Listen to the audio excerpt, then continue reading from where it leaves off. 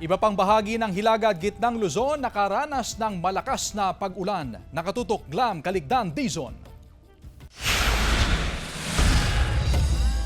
Matinding baha ang naranasan sa kalsada sa Barangay Irisan sa Baguio City. Nahirapan tuloy tumawid ang mga motorista.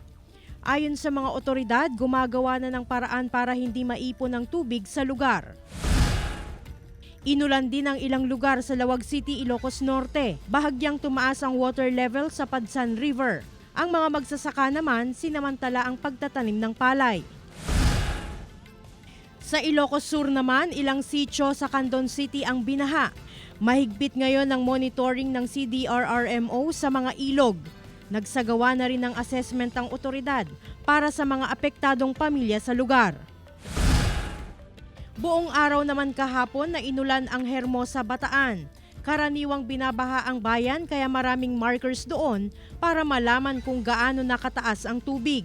May mga lugar na ring nagsuspinde ng klase dahil sa masamang panahon.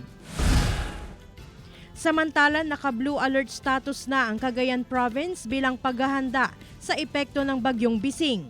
Ibig sabihin, handa ang rescue assets at activated na ang lahat ng mga response cluster.